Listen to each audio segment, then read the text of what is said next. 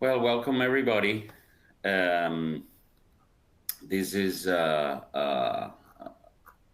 know, an interesting day. It's an interesting day because today we're going to talk about the pFC technology, what we call plug-in fuel cell technology, and it is interesting because just 2 days ago, I think it was Thursday or Wednesday, but we received.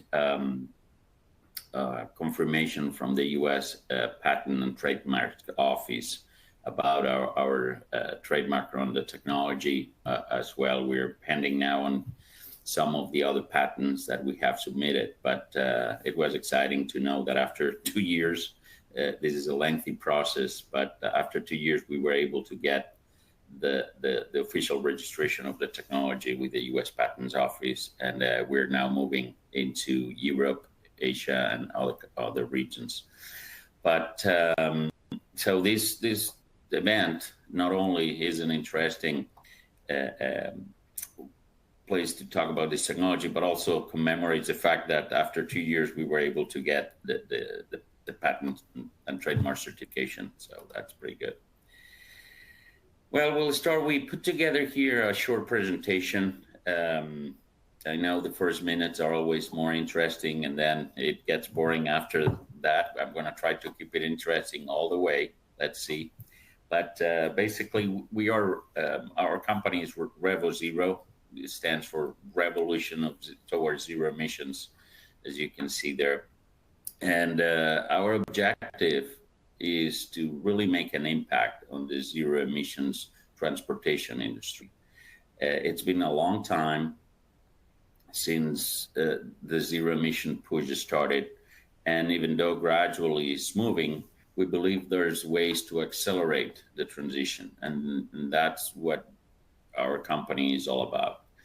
How do we plan to do that? Well, we first need to talk about the dichotomy of technologies.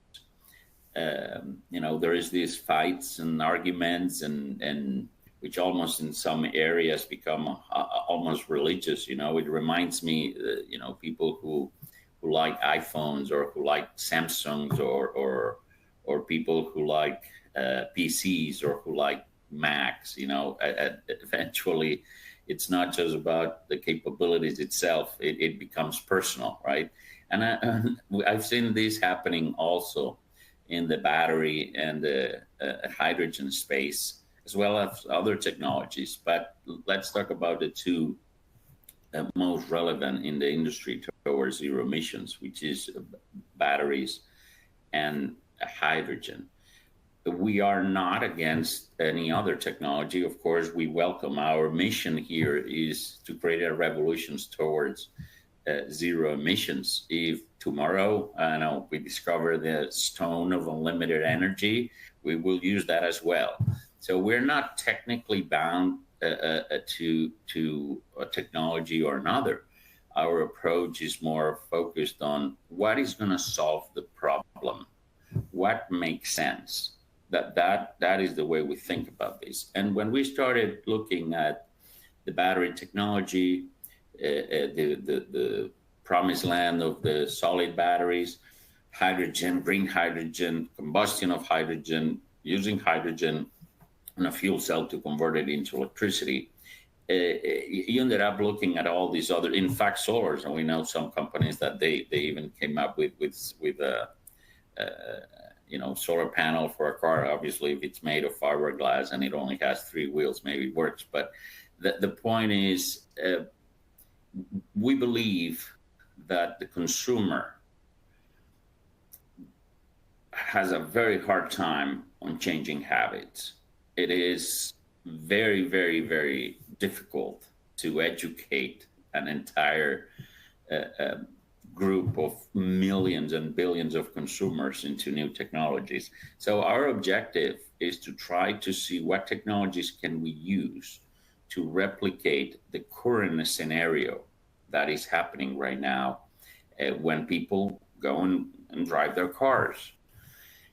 And we look at batteries, and batteries have some advantages and some disadvantages. Batteries They are great as far as an instant burst of power. They are a phenomenal source of energy as far as you accelerate and you have the kickback. Everybody loves that, right? Everybody who drives a car loves to show up. The first thing, if it's a powerful car, the first thing is pressing the accelerator and your passengers go back, right? So um, that that's something that we all like and we all have done, and why not to keep that? Batteries allow that. I remember one of the first hybrid vehicles that came out. They had a very very little battery with a very little combustion engine, and you press accelerator and that thing did not move. I'm sorry, that's not exciting. Yes, for a lot of people it is. Maybe they don't need it, but it's not exciting. And people like to press accelerator and move fast. That's what batteries provide, that quick acceleration. The other advantage of batteries is that you can recharge them at home, at least in places where you live in a house or you live in a block of an apartment with your own parking, that you can have your own charger. That is the lowest cost of transportation, and that is a plus.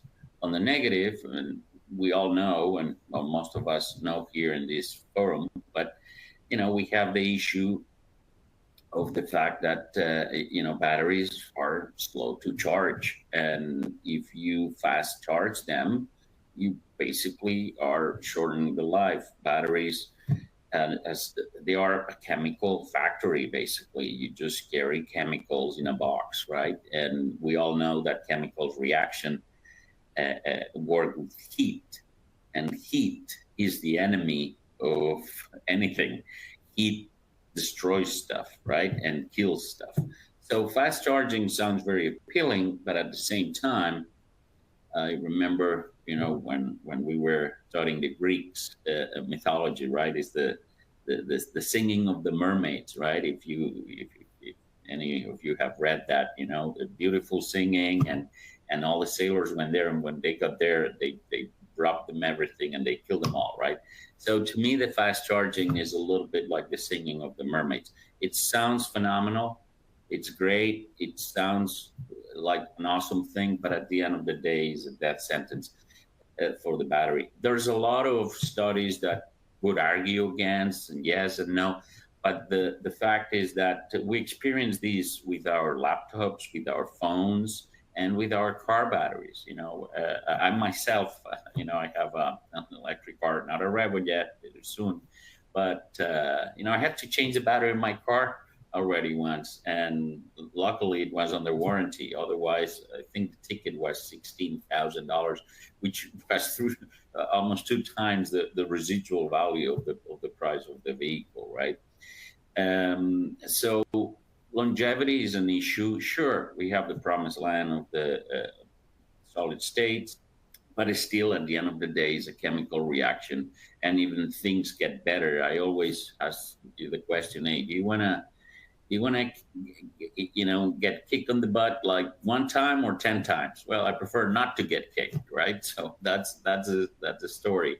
Yes, we will get better batteries, but still that charging time is an issue. At the same time, they're extremely heavy, and that creates that you are traveling with that battery everywhere you go. It reminds me a little bit like the space shuttle, right? That it has to carry 1,000 or 100 times its weight on fuel for takeoff. So basically, when you're driving around with a 1-ton battery, you're just spending a lot of energy moving that stuff around, which it's not very ideal as well. So how do you get more range on the battery? You get a bigger battery. I mean, the laws of physics in this universe, still we are bound by the laws of physics. So sure, technology gets better and we can get 5-10% improvement, but at the end of the day, it's the number of electrons that dictate where you put them, right? Said that, batteries have a really great advantage, which is the fact that in most places you can charge them at a very low cost at your home, or again, if you live in an apartment building, maybe in your garage, you can have those batteries charged. That's the cost of electricity, right? So low cost, quick response, those are pluses. The negatives are the long time of recharging it, the heavy weight, and all the management temperature issues and so forth. So on the other end, we have hydrogen. And hydrogen, as everything, has its advantages and disadvantages. What are the advantages of hydrogen?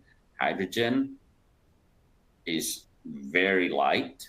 We can have, with a few kilos or pounds of weight, we can have a lot of energy. It's the highest density atom in the universe. So there's nothing that carries more energy by its weight than hydrogen. So that's a big plus, which means it's light. We can carry it around easily.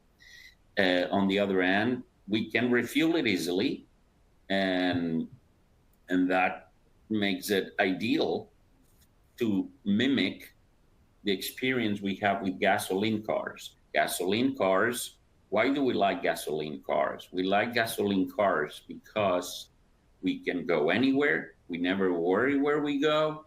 And if we need more fuel in 5 minutes, we just need to find a gas station, and in 5 minutes, we're good to go, right? So hydrogen is the closest thing to that experience. We can go anywhere, we can go far distances because it has a lot of energy in a very small space. We could have a lot of energy to use to move the vehicle and go to places far away. And if we need to refuel, we can refuel in a matter of minutes. So hydrogen gives us the experience of gasoline while producing zero emissions, no toxic emissions, right? The only emission is pure water, but the air has water, so we wouldn't consider that emissions. When we say zero emissions, we're referring obviously of toxic pollutants that go beyond what is already normal in the atmosphere, right? So those are the big pluses of hydrogen. What are the negatives of hydrogen? Well, hydrogen as the biggest impact, and always use this example, if batteries are like chicken, hydrogen is like a chicken sandwich. You always need to have other stuff with hydrogen going on to generate hydrogen. If you use hydrogen to be converted into electricity, you need to use ideally green hydrogen if you want to be zero emissions, which is the hydrogen we're using at REVO.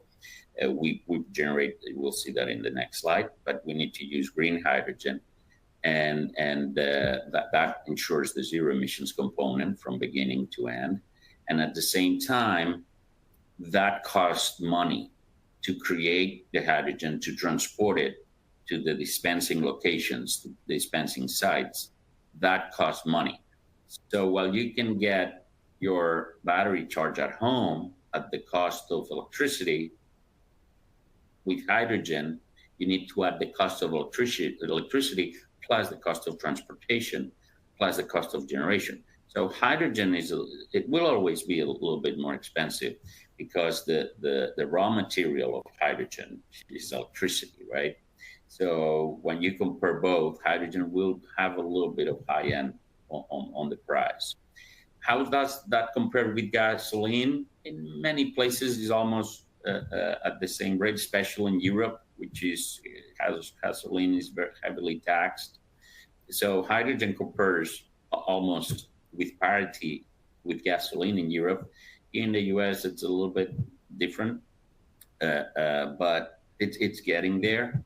And at the end of the day, hydrogen is a perfect alternative to substitute combustion engines.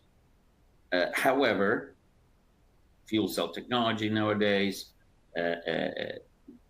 it's not as instant as what the battery is.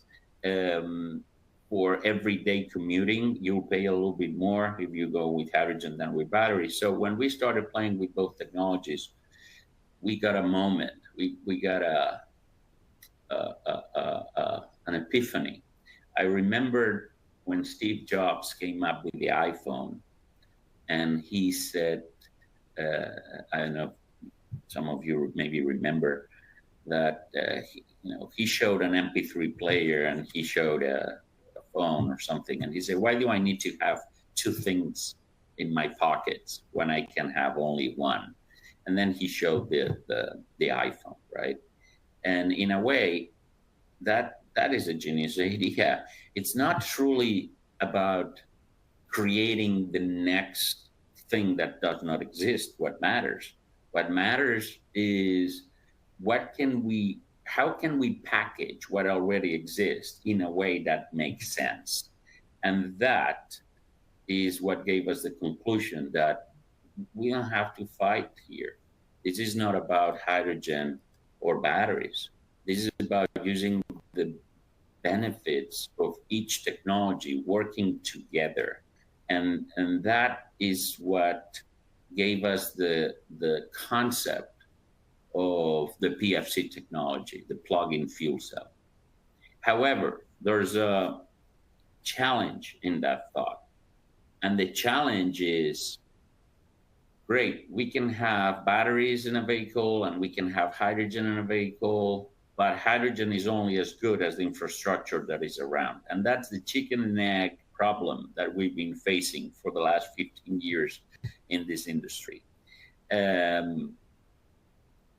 Major car manufacturers don't want to invest in hydrogen vehicles because there's no infrastructure. Infrastructure players don't want to invest in hydrogen infrastructure because there's not enough vehicles. We see a clear example of that in California, for instance, where there has been a big push towards hydrogen, but you need certain number of stations, you need certain number of vehicles. We've seen similar examples in the Netherlands, in Europe, we've seen similar examples in Germany. And there's always that challenge, who's first? Is the chicken or the egg? Is the cars or is the infrastructure? Well, we also thought about that problem, and we realized that you need to do both simultaneously. You need to invest in building the cars, you need to invest in building the network. However, what makes us a little bit different than the standard approach is that we believe that if the success of a business relies on a third party being successful, you have a problem. You need to, that's, again, we're talking from a REVO point of view, but we think we need to buy it, we need to cook it, we need to eat it, right?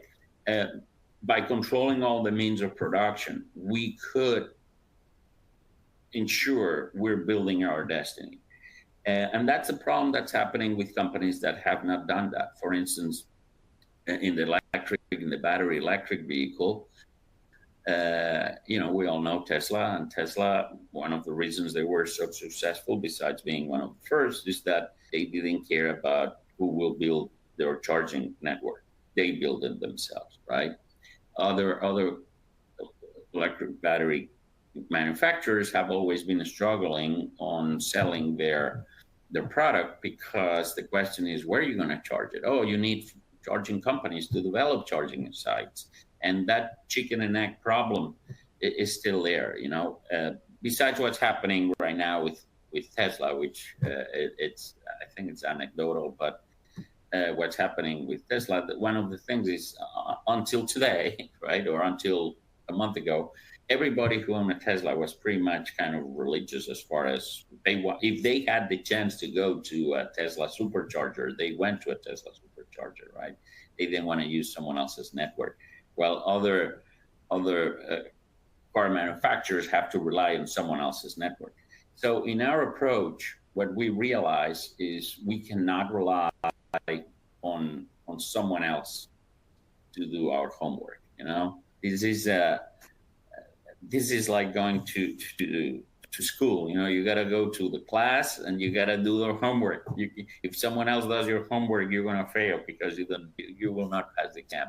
So we took the approach of building a network while designing the car in this case, the modern energy.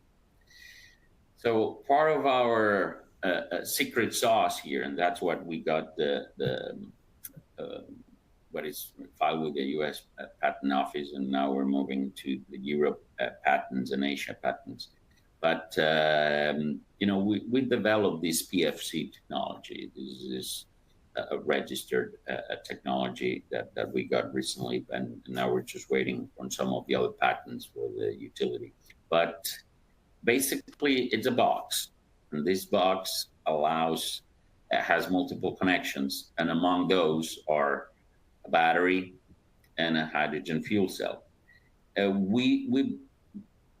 In our design, the battery is mid-size. We don't think that in order to get more range, you need to get more battery. That just creates more problems, more weight, more heat, more fast charging, all that stuff, right? So in our vehicle, we have dimensioned a mid-size battery, enough to provide enough range for 80% of your daily trips. At least here in the United States, the average person drives between 100 miles a day. That's 160 kilometers a day. That's an average driving. At the same time, people like to take trips and go places. And same is true in Europe, Asia, and other areas in the world. So what we've dimensioned is the fact that we could have a mid-sized battery, you know, enough for maybe a couple of 100 kilometers, 150 miles or so, and the rest, the 500 miles, around, what is that, 700 or 800 kilometers, that is on the hydrogen side. The advantage of this combination is that the system, the pFC technology, continually measures the battery progress, continually measures your driving habits. If you're driving, you're aggressive or you're not, or all that stuff, and then it predicts in a way what's going to happen to the battery. There's something in the battery world called a healthy charge. It has different names, but we call it healthy charge, which means that if you don't want a battery to be below 20% and above 80%, so you always want to keep that healthy charge. So basically, the hydrogen in this case, in the pFC technology, what it does is that it keeps that battery on that healthy charge. So it predicts how much you're going to be using, and the fuel cell turns on and off seamlessly. The user doesn't have to do absolutely anything. You only see your full range, 700 miles in the case of the model energy, or 1,100 kilometers. And then basically you just have your full range there displayed, and obviously you have a couple of small meters that tell you how much hydrogen and battery you have, but your range is the full amount, and you just keep driving. And your battery will go up and down while your hydrogen will activate on and off. So that keeps the battery on what it's called a healthy range. Once in a while, the system also allows to go temporarily below 20 and then go up again. That is once in a while is necessary for the battery not to get some bad habits, but most of the time is in that healthy range. By doing that, what you do is you extend the life of the battery. If you get a battery and you go all the way down to 0 and all the way to 100, and we know that from our cell phones. I mean, who doesn't charge your cell phone to 100% every day, right, in the morning, and then when you let it down, you start panicking. So that's what we're trying to avoid with this technology. We're trying to get this technology that maintains a battery in a healthy range.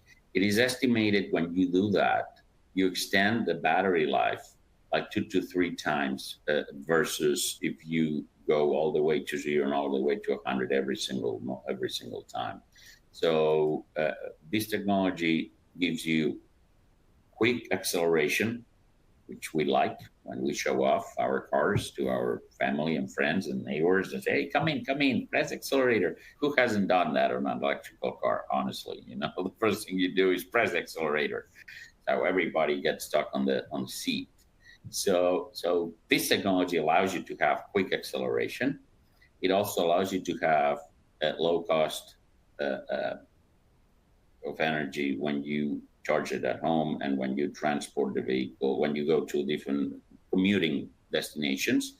And at the same time, because it has the hydrogen component, which has a little bit slightly higher cost of transportation, but on the other end, when you combine both together, you are achieving around half the price of what a gasoline car would be, or similar to what a hybrid would be, right?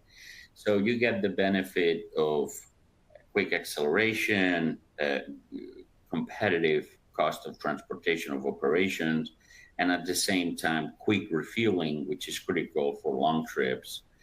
And this creates the same environment that what a gasoline car could be. You don't need to sacrifice anything. And that's part of the issue that happened with battery-only electric vehicles. You need to make a personal decision to sacrifice something. And the same is true when you go with hydrogen-only vehicles. What do you sacrifice? We'll see now in a moment. But first of all, price, because as we said, you know, chicken sandwich will always be more expensive than chicken. So when you go hydrogen only, you know you're going to be paying more. And also you're going to need a lot more infrastructure. Let me address this. So this chart shows a little bit where we're talking about what we believe is the next step in the evolution of vehicles, right? We all started with the gasoline vehicles, and we all know the good things and the bad things, right? The quick refueling, but also generating a lot of toxic pollutants. And, you know, sure, of course, we are worried about CO2, but the cat has already left the cage, right? It's going to take us 200 years to fix the CO2 problem, just by you know, if tomorrow every single car became zero emissions, we will still have the CO2 problem for 200 years. Do we need to work on that? Absolutely. But it's not something we can make an impact today. What we really can make an impact today is in the other toxic pollutants that I don't know why they're never discussed or captured in all the news or articles, you know. Sure, we experience, you know, temperature changes, but I guess if you like the beach and get a good suntan, maybe you like hotter temperatures, I don't know. But the problem that no one is addressing is all the toxic pollutants that are in the skies of our cities. If you remember when we had the COVID situation where everybody stayed at home, I mean, the skies of the cities cleared in a matter of weeks. You know, you saw all these pictures from, you know, the gray clouds are on top of the cities that happen every single day. In fact, if I'm not mistaken, there's places in I think it's Paris or Rome that certain days cars cannot drive and things like that, right? So those toxic pollutants that include nitro oxides, that include you know, monoxides, all those other benzenes, all these other pollutants that are linked directly to asthma, respiratory issues. We breathe that every day. Just, hey, I love New York. I mean, I know some people don't. I love it. For me, it's a special city. Every time I go, I just feel like I'm in another planet. But it's impossible not to smell all the smokes and see all the smoke of all the cars there, right? So that also causes problems today to everybody. No one will take a little child and walk next to a diesel bus and say, "Oh, how great the exhaust smells." So, no one likes that. So all these toxic pollutants that are linked to respiratory diseases are also part of the problem. And it's a silent problem. I don't know why it's not addressed, but that's what we get with gasoline. Hybrids, a little bit better. Again, battery vehicles with electric vehicles, a little bit better. But we have, well, a lot better. But we have the problem of the recharging times and longevity of the battery and so forth. Hydrogen vehicles, electric vehicles only, a little bit better, a lot better, but still you have the high cost. And if every single mile you drive requires hydrogen, it means you need a hydrogen refueling station on every corner, the same way what happens with gasoline. When we go pFC, plug-in fuel cell technology, basically we get the benefit of the batteries and the benefit of the hydrogen without the disadvantage. Because what happens is we can charge it at home, which means we have the low cost, we have the quick acceleration we like, and at the same time, if we go on a trip, the hydrogen kicks in and maintains our battery in a healthy charge. Because the hydrogen is meant to be used when your battery is depleting, normally on long trips, you need a lot less infrastructure. You do not need a station on every single corner, similar to what happened to the hydrogen EV option only. So in our case, for instance, we're developing the Model Energy, big, large SUV. It's heavily focused on the US market, some of the European markets as well. But it's a big, large SUV with 700 miles. It's fast to refuel because you can refuel it with hydrogen, low cost to operate because you can charge it at home as well. And at least here in dollars in the US, it's comparable price-wise. You know, it's much cheaper than gasoline when you get the standard ratio of what the Department of Transportation states here, that are around 80% of people drive less than 100 miles a day or 160 kilometers, and 80% more than that. So not every case is going to be the same, but using those averages, we are half cost of gasoline and comparable to the. If your profile is to drive a lot more on commuting, then your price goes lower. If your profile is to drive a lot more on long trips, talking about average here, and basically. It requires less infrastructure than a hydrogen-only vehicle because, again, we have a mid-sized battery that gives you a good, decent range for your initial commuting. And at the same time, when you are driving on the road and you're using your hydrogen, you can do like 1,000 miles trip. I don't know how often people would do that, but we are laying out a network where hydrogen dispensers are being built between 25 to 50 miles from each other.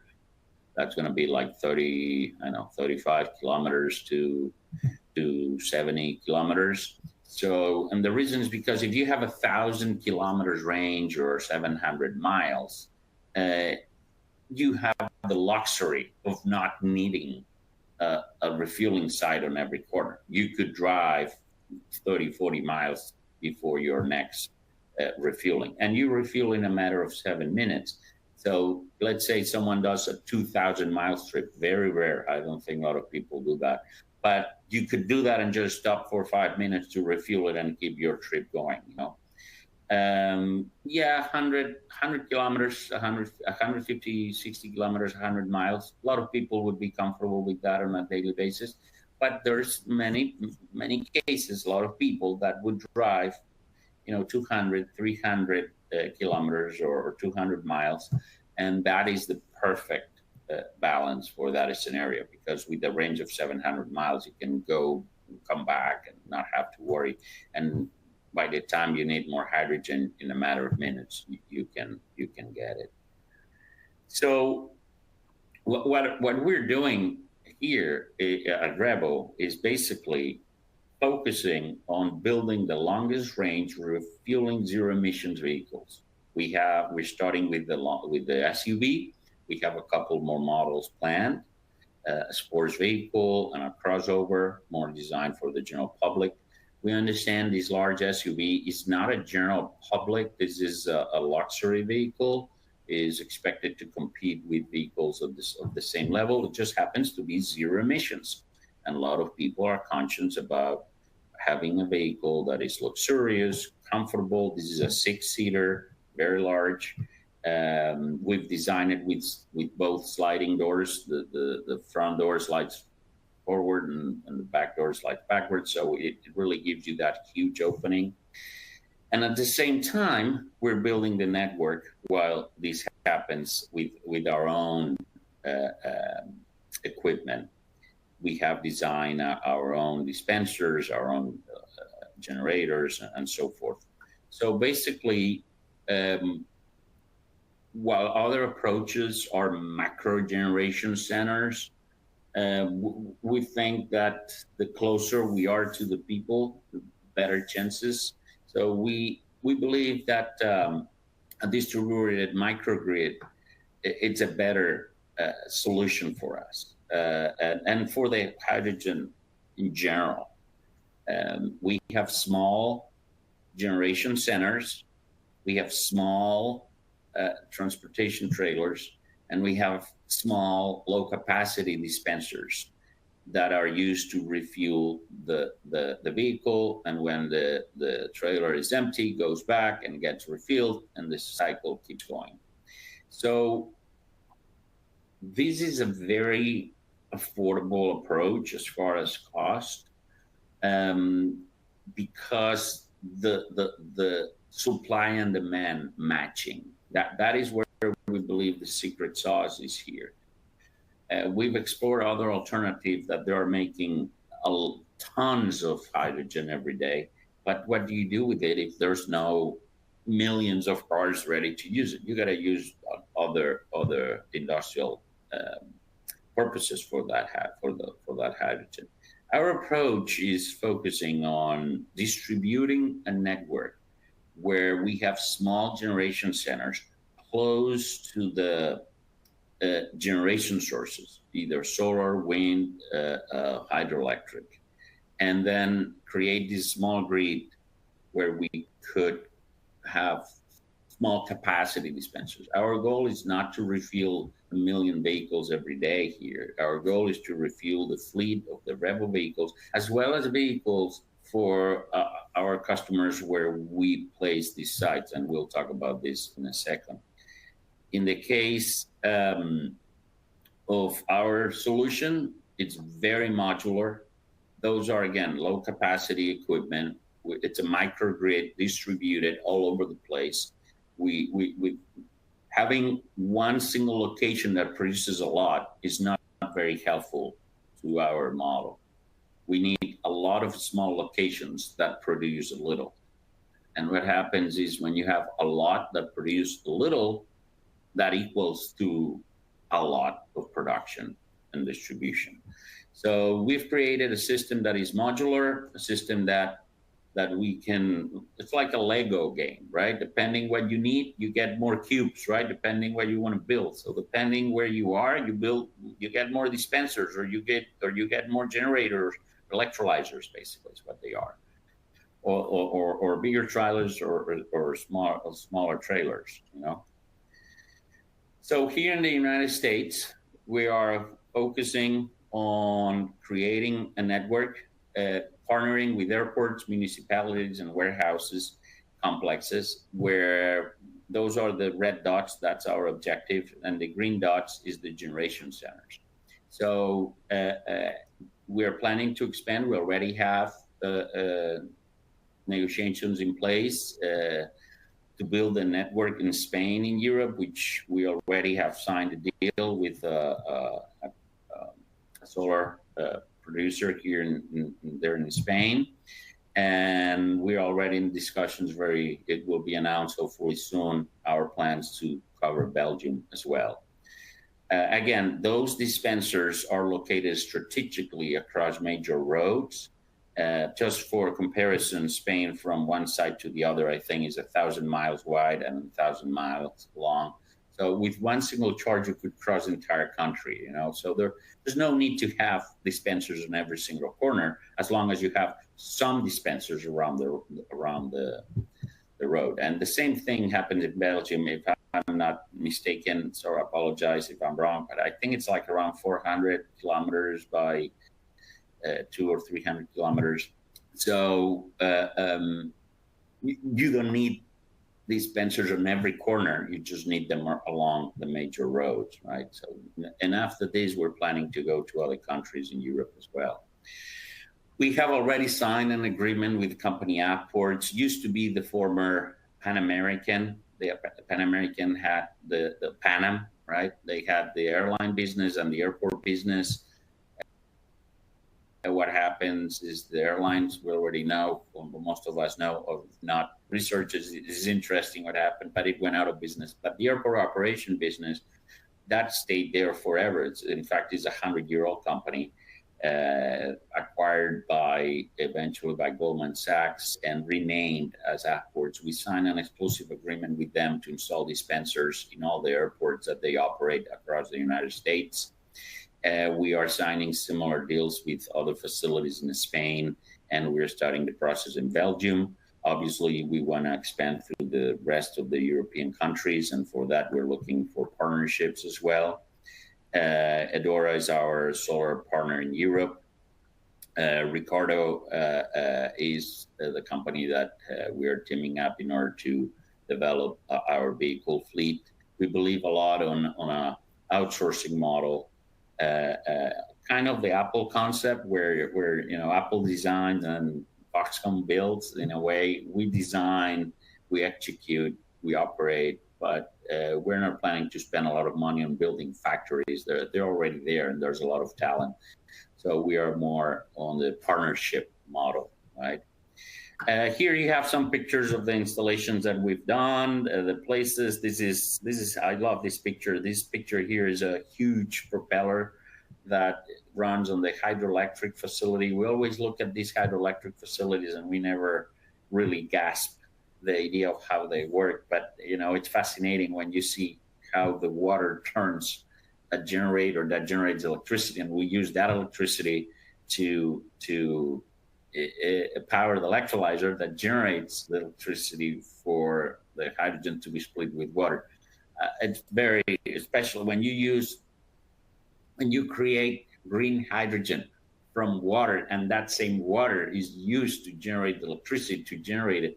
It's just phenomenal. It's beautiful, you know. And but at the same time, we're also getting you know, solar and wind, and our approach is always get installed at the original source of the energy. That way we don't have the cost of transportation of electricity. So our cost of production is probably half of what other competitors we've seen doing, especially for the cost of the equipment and the place in which we're installing it. Yes, there is some cost of transportation, but as you've seen, we try to build these dispensers at a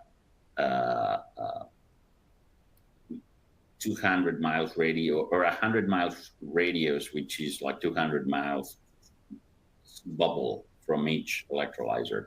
So we never transport the hydrogen really far. You know, it could be just a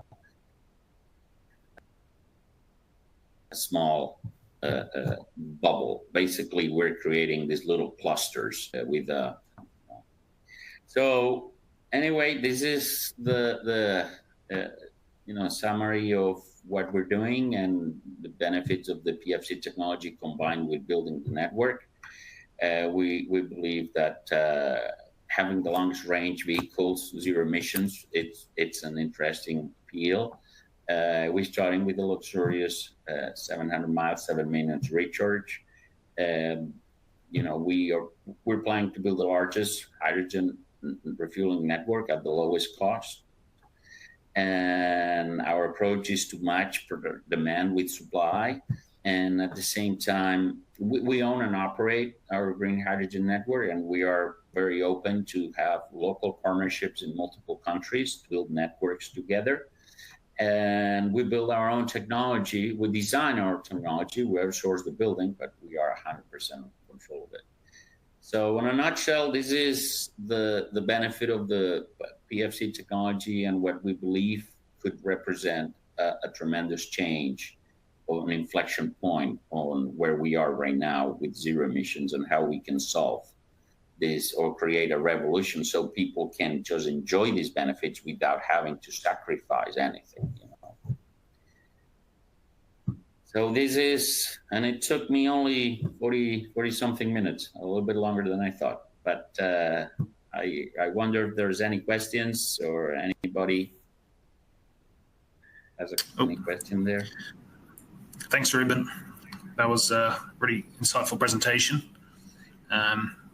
As Ruben says, we'll now begin the Q&A section of the webinar.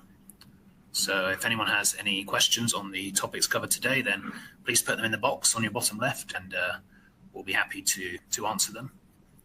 Just to say as well, this webinar is taking place ahead of Automotive IQ's Hydrogen Vehicles and Infrastructure Conference.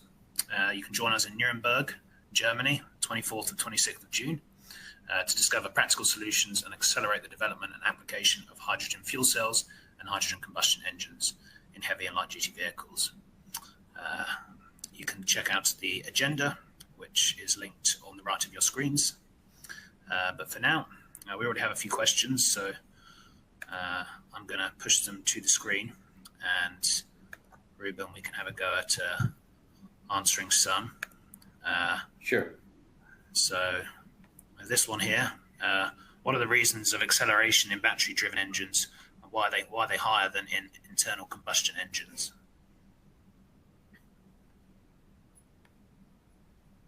So you're going to push it to the screen, or you already asked the question?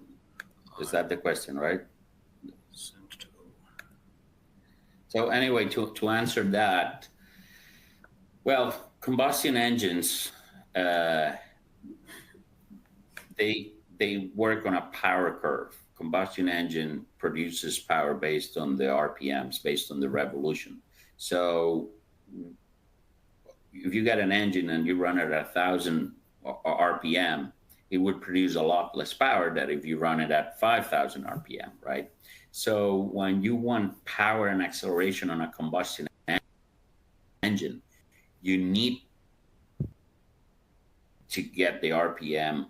When you buy a car, for instance, that says, oh, this car is, I don't know, like 300 horsepower, it's 300 horsepower at a certain RPM. And if you go half of that, depends the curve, but that means you have half the power and half the power and half the power.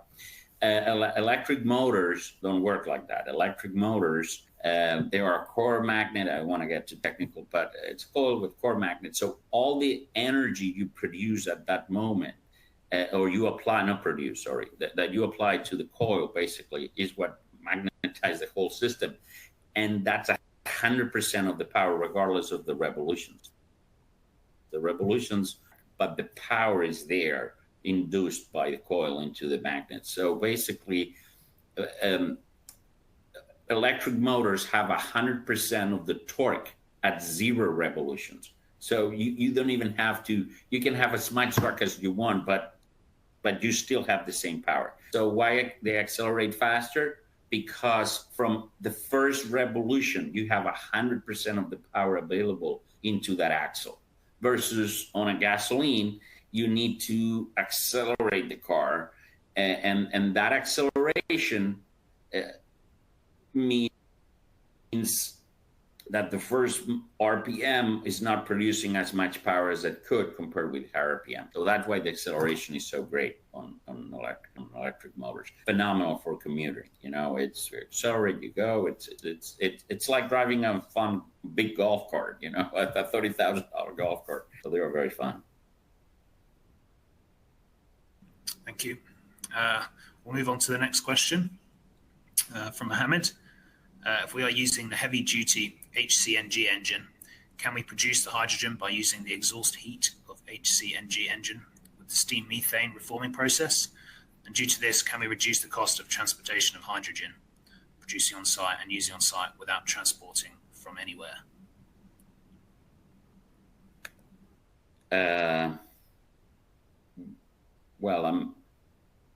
That sounds counterintuitive. First, remember the laws of thermodynamics, right?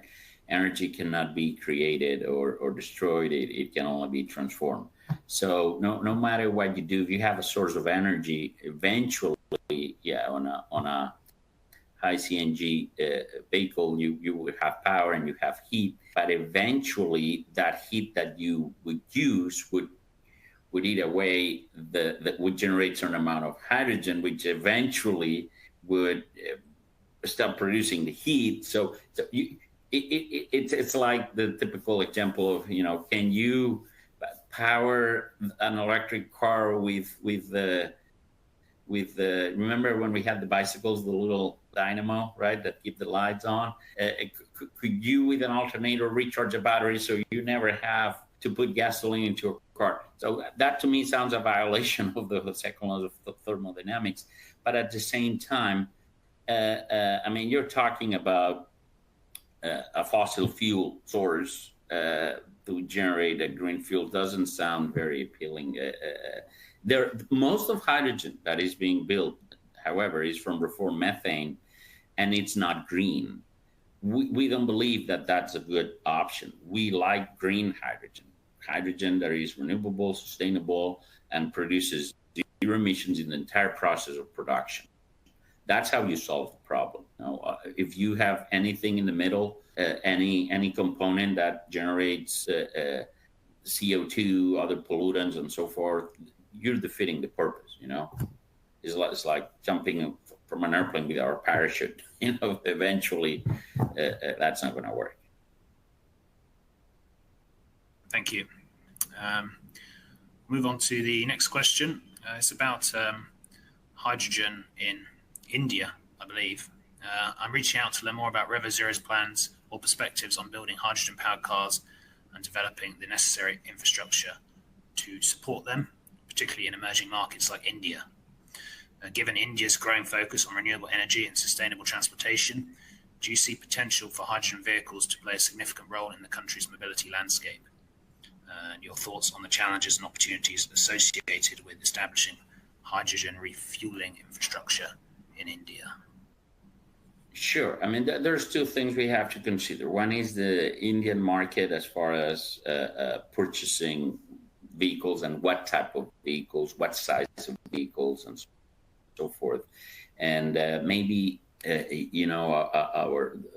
REVO Ride, which is still in design phase, but is more designed for that market.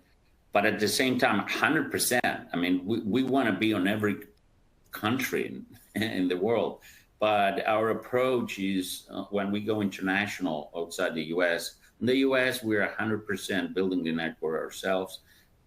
On other countries, we're teaming up with local partners where that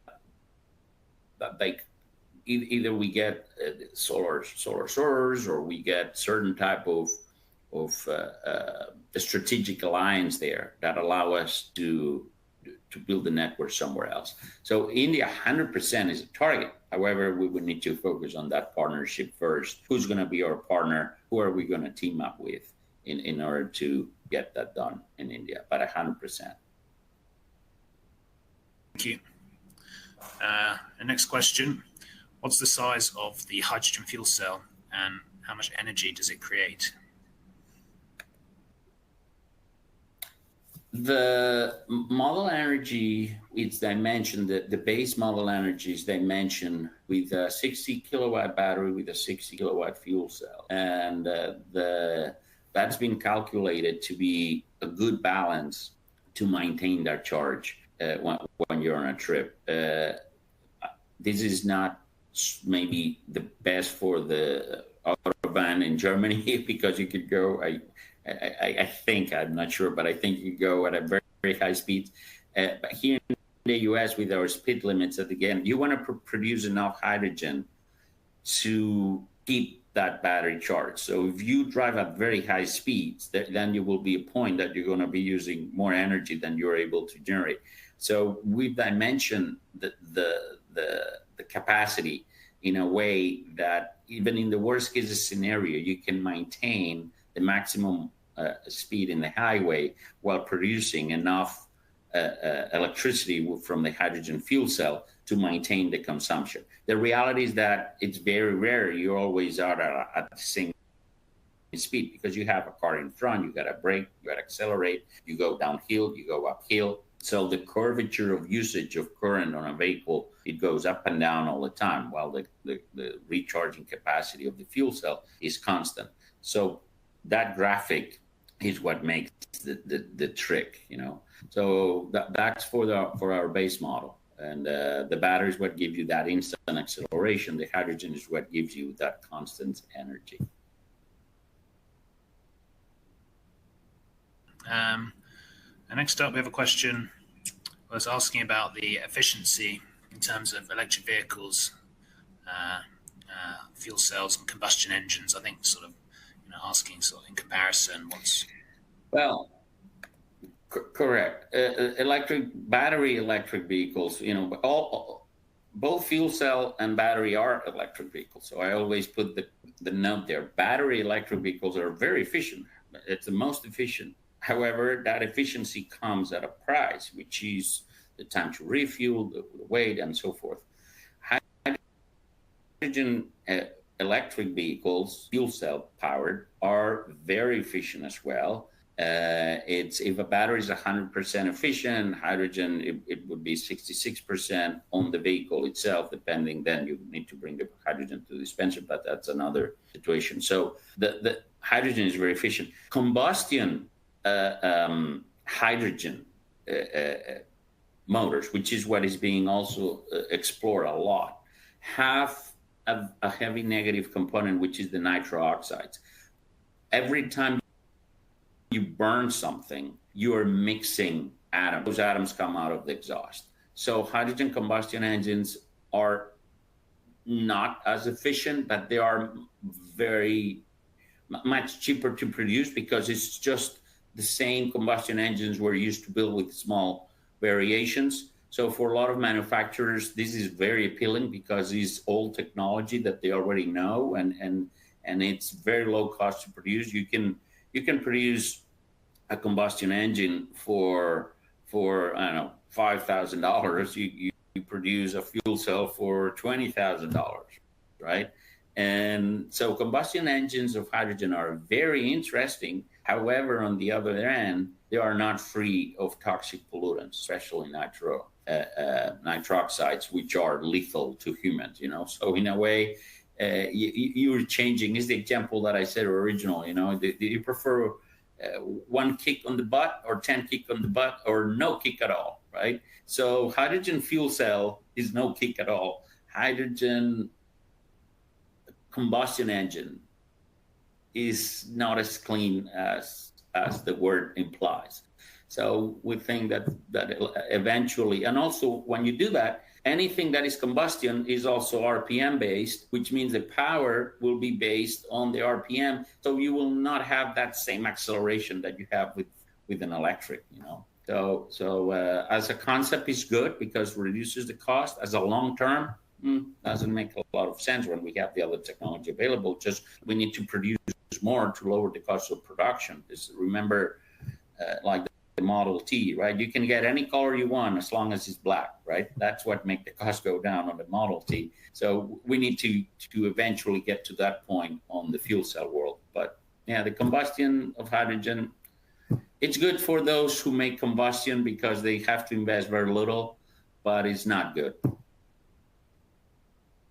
Thank you. The next question.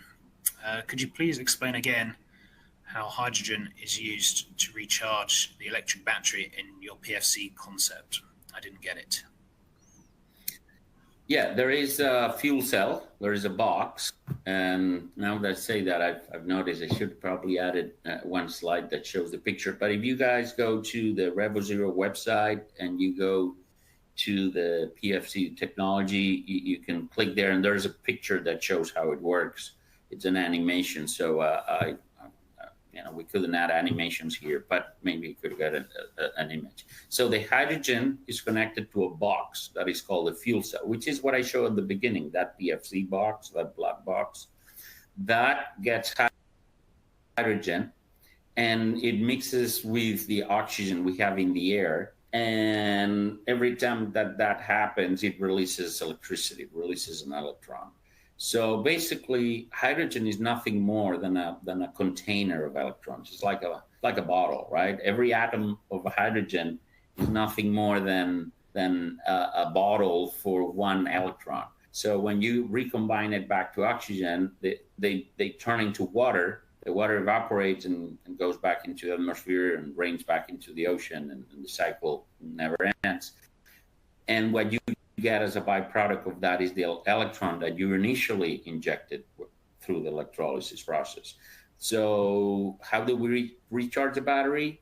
Because that fuel cell, that black box, takes hydrogen on one end and it releases electrons on the other end and water as an exhaust.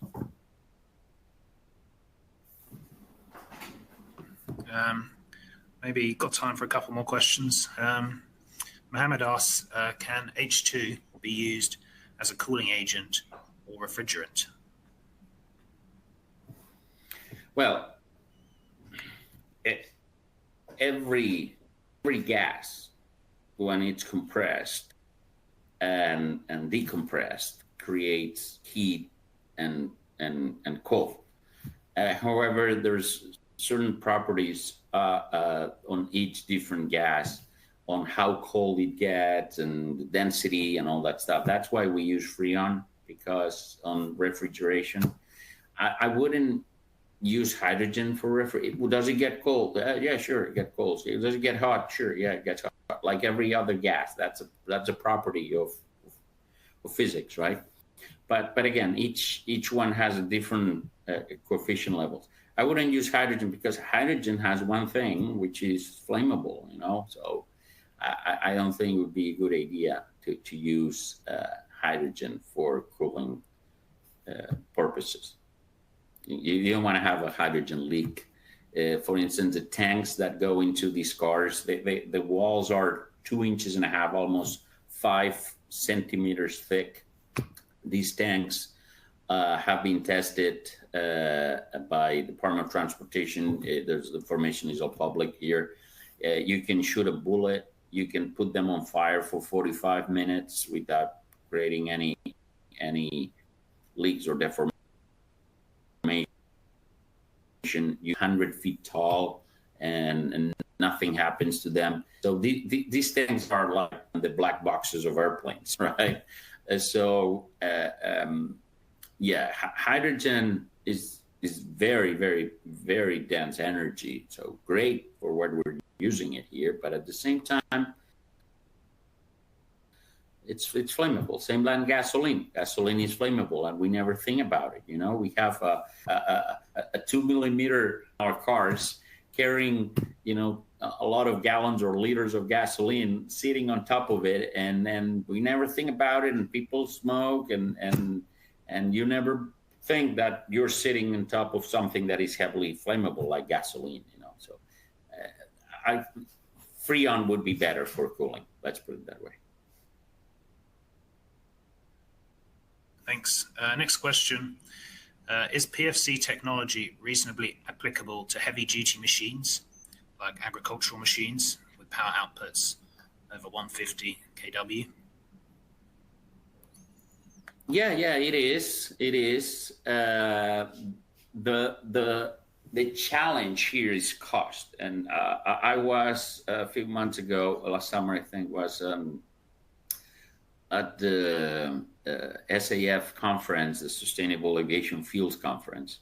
And pFC, you can use it with heavy duty equipment, but we were talking precisely that, for instance, even with airplanes. But the issue is that technology has to come down on price in order to be competitive.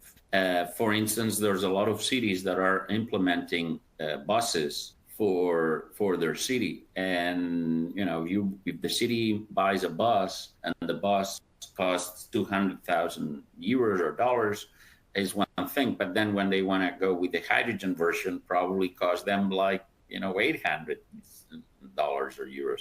So at the end of the day, when you talk about cars are emotional purchases. No one, if they were not emotional, we all will be driving like Toyota Priuses, right?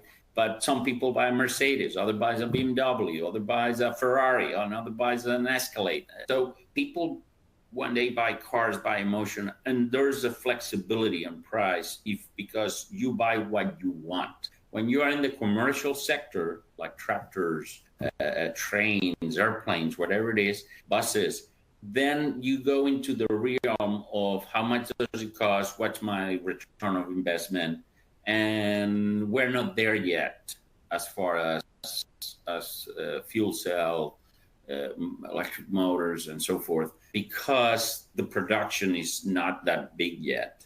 The day that we're producing, millions of these fuel cells, the price will go down from $20,000 down to $5,000. That day you can cross into the commercial. Some people disagree with me on that. Some people believe that the commercial is the target that needs to be focused first.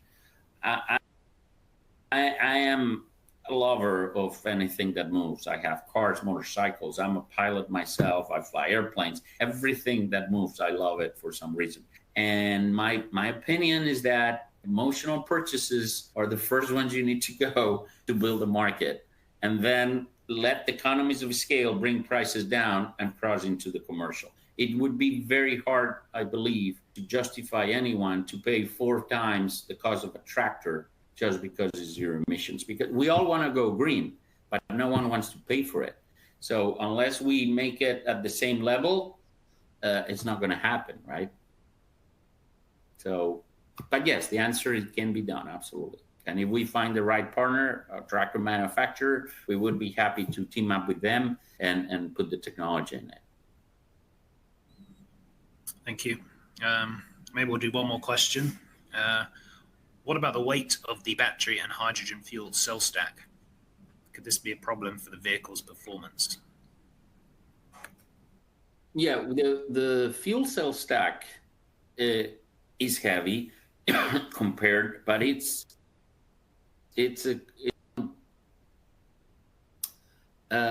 400 here, but it's 400 pounds, I think it is. I'm not sure if it's pounds or kilos. I can double check on that. But there's a certain weight on the fuel cell. However, the hydrogen, for instance, to get the 500, 600 miles range plus the battery and our model energy, we only need like 10 pounds of hydrogen. 10 pounds is what? Is 2 pounds is 1 kilo, right? So, sorry, 10 pounds, I said it wrong. We need 10 kilos. So 10 kilos is 20 pounds. So of weight, right? So 10 kilos of weight on the hydrogen side. Yes, the fuel cell has some weight. The tanks have some weight. Altogether, probably it's going to be around, 500 kilos or pounds. Let me correct on that. I'll double check. I can double check now. You forgot. I always get mixed up with the pounds and the kilos here. But on the other end, the batteries we're talking in the current electric vehicles that are battery only, I mean, you're talking about 1,000 pounds, even the longest range, you're almost like 2,000 pounds. So 2,000 kilos, it's a ton. In some of these vehicles, the battery weight's like almost a ton, right? So even though the fuel cell has certain weight on it, it's much less than the equivalent energy you would need on a vehicle that is running only with a battery.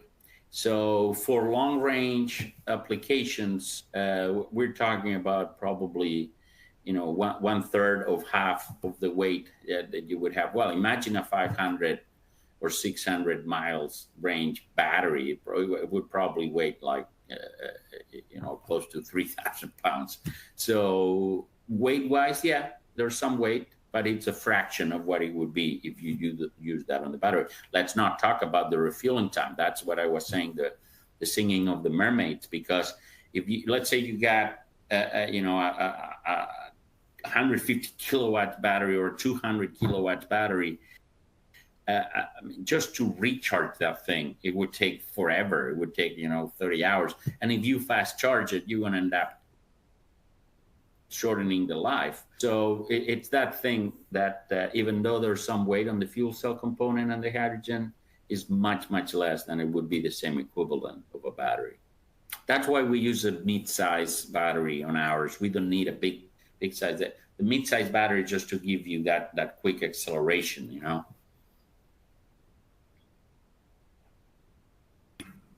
And thanks very much for such a great presentation, Ruben. That's all we have time for today.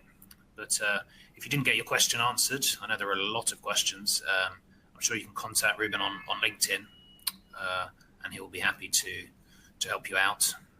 Tomorrow you'll be sent an on-demand link to watch the webinar, so make sure to look out for that email and you can rewatch on demand. Huge thanks to everyone who joined us today. Again, we hope to see some of you in Germany for the full Hydrogen Vehicles and Infrastructure 2025 conference. To find out more info, just click the link on the right of your screen. We hope to see you at another Automotive IQ webinar or event in the near future. But until then, thanks very much and goodbye. And what I would say, just if someone has a question, they can go to our page. There's an email there, info@revozero.com. They can send questions there as well. Thanks very much. Thank you.